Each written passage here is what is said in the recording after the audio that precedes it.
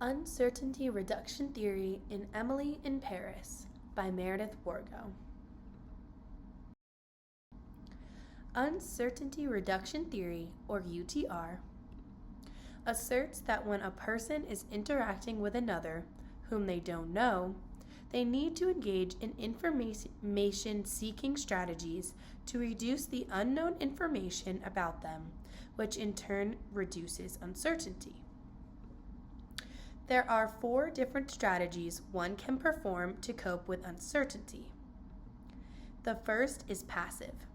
This is learning about another simply through observation and listening. The second is active. This is where one actively reduces uncertainty without contacting the other person. For example, one may ask a friend about their friend. The third is interactive, which means directly confronting the unknown individual and engaging in some form of dialogue. The last strategy is extractive, where one finds out about an individual using online resources. I will delve into a few of these strategies more deeply later on. Emily in Paris. Emily works as a social media manager for her company. Due to her boss getting pregnant, Emily was selected to take a position in Paris, helping the Paris firm which her company just bought. Emily, unfortunately, does not speak French, which has been making a lot of her interactions very difficult. Her coworkers do not seem to like her, and she is feeling like a bit of an outsider. She does start to meet a few people around the city, which I will analyze using the uncertainty reduction theory.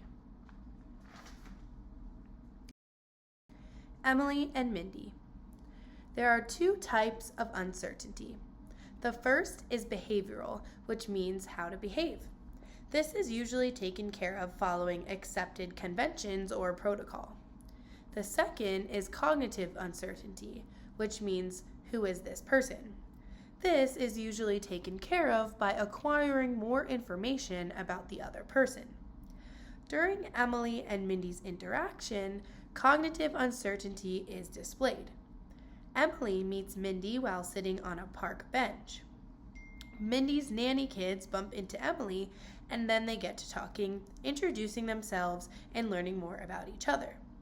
Throughout their conversation, passive and interactive strategies can be seen. The first observation that Mindy makes is that Emily is American.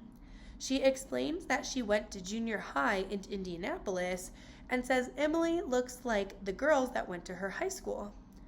This starts ongoing dialogue where Emily, using the interactive strategy, starts to ask about where Mindy is from and how long she has been in Paris. Mindy shares that she has been in Paris for almost a year and is from Shanghai, also adding that her mother is from Korea. Extra information Emily gains. Later in the conversation, Mindy assumes that Emily is on vacation, but Emily corrects her, saying that she actually has a job in Paris.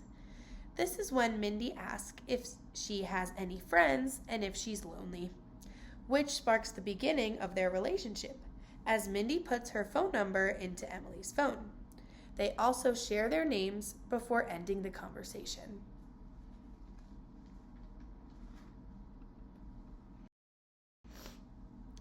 Emily and Luke.